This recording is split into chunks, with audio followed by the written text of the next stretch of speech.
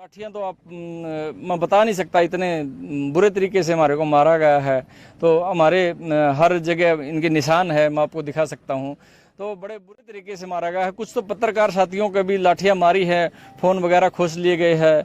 ये बड़ा निंदनीय रहा आज। और इसके साथ साथ हमारे कुछ साथियों को गिरफ्तार कर लिया है, जिसमें हमारे बड़े नेताओं भी शामिल है। जैसे सुरेश कोत को भी गिरफ्तार कर लिया गया है। वो हमारे सामने से उठा के ले गए और दुर्व्यवहार उनके साथ किया गया है। अब ये कमेटी ने फैसला लिया है, ये जीवन कुंडू न्याय कमेटी का ये फैसला है कि जब तक हमारे नेताओं को सरकार रिहा नहीं करेगी, तब तक हम आज 3 बजे से, और जब तक रिहा नहीं करेगी तब तक हम सारे हरियाणा के टोल बंद करेंगे। इसके अलावा जो भी दूसरे रोड के नाके थे जो हमने पीछे बंद किए थे, वो भी हम वो पॉइंट भी हम बंद करेंगे, और तब तक करेंगे जब तक नेताओं को रिहा नहीं किया जाता। और इसके अलावा जिनकी जैसे किसी का फोन रह गया हो, कुछ और हमारे कार्यकर्ता जो साथी थे, हमारी जो मदद करने के लिए आए थे, उनको भी रिहा नहीं किया जाता, तब तक हम रोड बंद रखेंगे आज 3 बजे से। और जब तक रिहा नहीं कर देते, हमारे नेता हमारे बीच में नहीं आ जाते, तब तक हम ये टोल बंद रखेंगे। नमस्कार, सबको राम राम।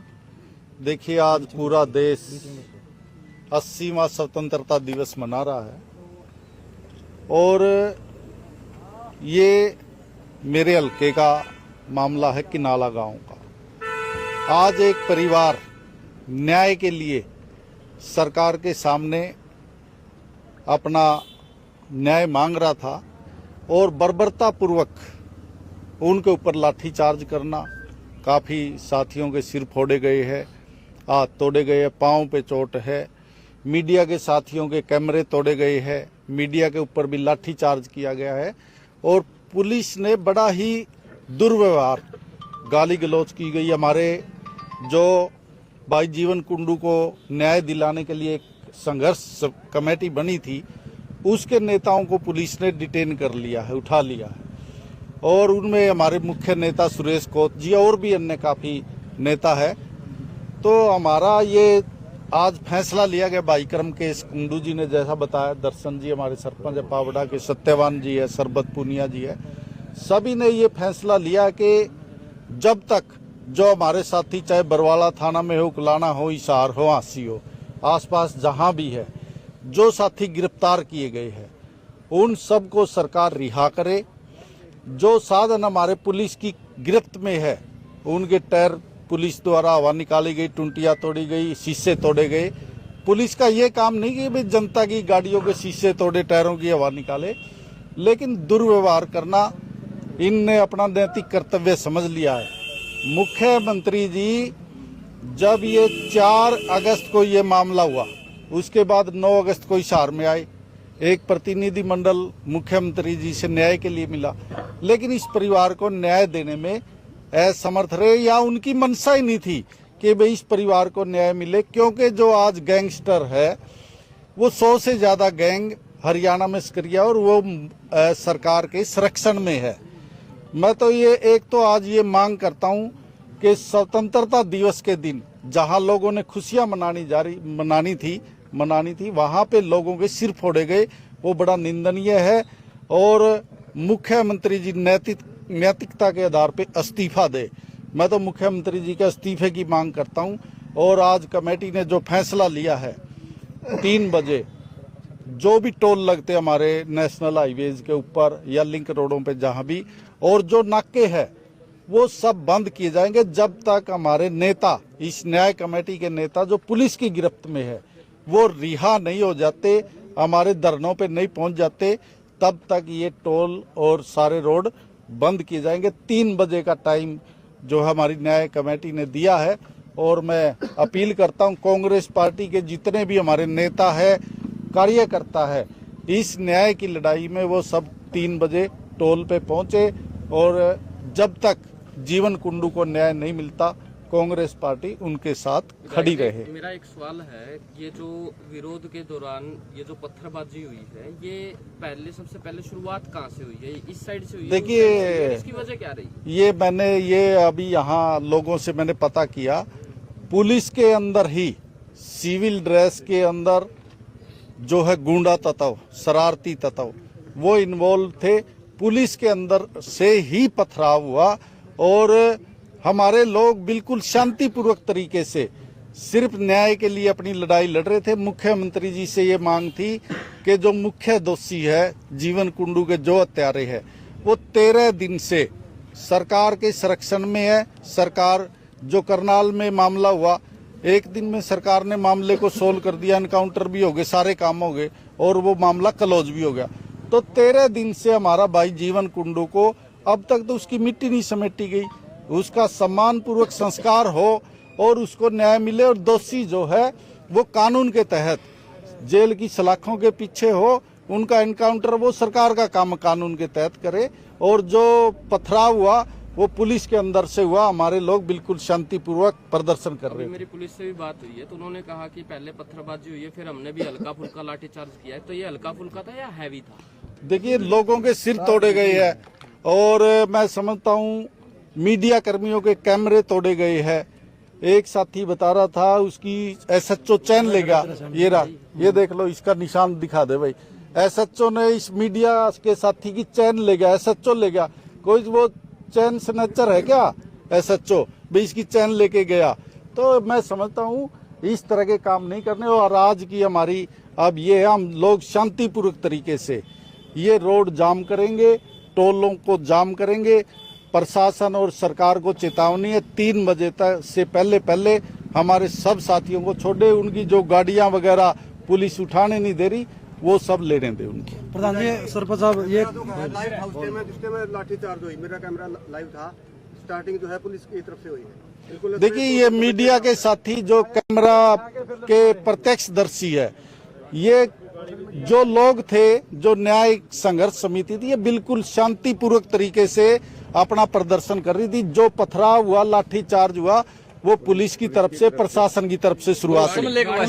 वैसे ये जो भाई का सवाल आया तो इसमें मैं बताना चाहूंगा, मैं हमारे नेता सुरेश कोत के बिल्कुल साथ खड़ा था और पुलिस, उन्होंने ये कहा कि आप अब तक का हमने आपको समय दिया था कि आज आप बता दो कि आपने इसमें क्या कार्रवाई की है हमारे जीवन कुंडू की उसमें कोई न्याय के बारे में कोई बात आपने की हो तो आप आज भी हमें बता सकते हैं। इस प्रदर्शन को रोकने के लिए हमने वादा किया था कल कमेटी में, डीसी और हमारे हिसार के एसपी के सामने भी और आईजी हिसार के सामने भी हमने ये कहा था कि जब तक आप रिजल्ट देते होगे उस समय भी हम इन चीजों को रोक सकते हैं। हम कोई इसका ना हमारी कोई मजबूरी है ना कोई चाव में हम चीजें कर रहे हैं।